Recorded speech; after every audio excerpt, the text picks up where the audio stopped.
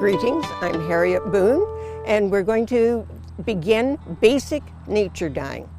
That is, using materials from nature to dye our wool.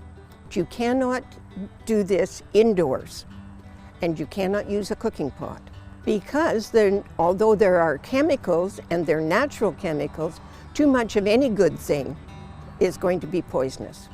Most of our pots are iron, and they will only add a darkness to every dye. So an iron pot will sadden your dye, make it dark and almost into the deep grays. A copper pot will bring out the greens. First of all, the sheep need to be shorn in the spring. But it's a very busy time. Planting, things to be done, so not necessarily are you going to have time for that. So if we send everything to the mill, it can come back as roving for us to use at home to spin, or it can come back as yarn, but it'll have to be washed because at the mill there's grease wool on the wool, and we'll need to get that gone before we can dye. Dye cannot go into the greasy wool, so we'll have to wash it. So next we can gather materials as is appropriate in the time of the garden. So if we have rhubarb leaves, all those leaves will help to make something called a mordant. And that's a French word meaning to bite. So the mordant, the chemical, will bite the wool and allow the dye to go in. Because a dye must go in. It's not a stain. A stain sits on the surface. So there are some things that just have a natural chemical, such as butternuts, walnuts, and they will give tans and browns, sometimes very dark brown.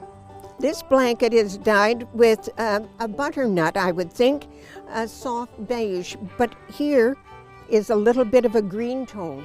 That maybe came from a copper pot, whereas the brown here is walnut, definitely a walnut color. Right now, because we're in this forest area, any of the shrubs that have a high tannic acid, buckthorn. So buckthorn, and I have a sample, buckthorn will dye lovely roses and into dark colors. Red that we see in coverlets, reds and blues and those beautiful old coverlets, that's an imported dye. So it's not for us in finding it in our backyard. Sumac is also something that will help us to have that bite, and then we can top dye, because sumac in and of itself, a bit beige and gray, so not so good.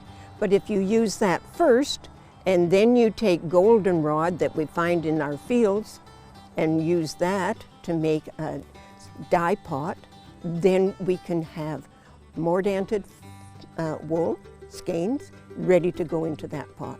But it's easiest if you do the mordanting and put your skeins in, heat them for about an hour, and take them out and set them aside, because we don't always have time to do everything in one day, and leaving them only makes the mordant better.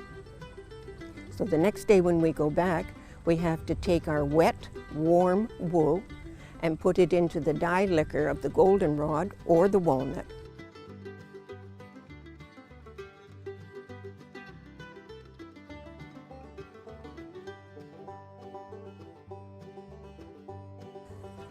Spinners, do remember to tie your skeins in a good number of twists. A short skein is easier to handle than a long skein. So here it is, nice and wet. Drop it into the hot water in which we have the yellow dye. Gray wool is going to have a different color than white wool.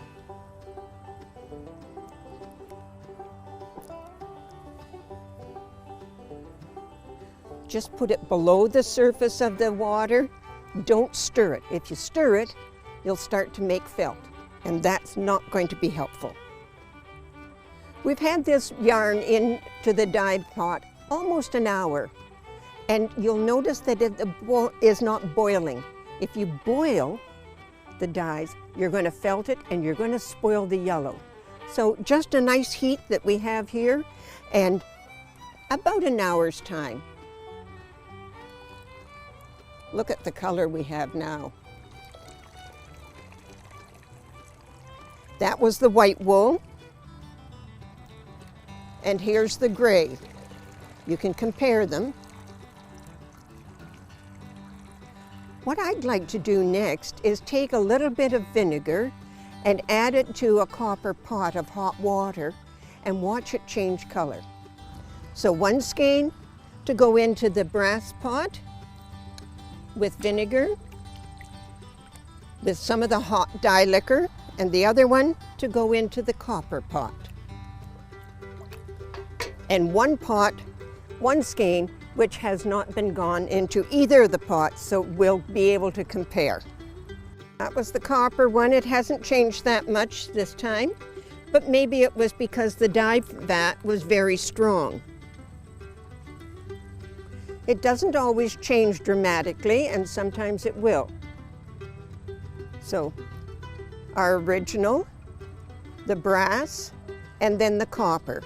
And this time there's not a great deal of change. Let's see what happened with the gray.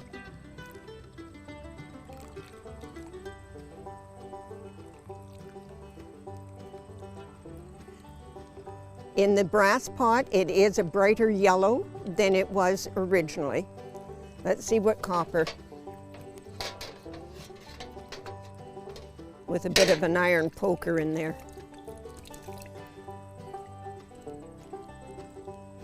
And a little greener at the moment. After that, leave it, and the longer you can leave it before washing it, the better it is. It just needs time to just rest.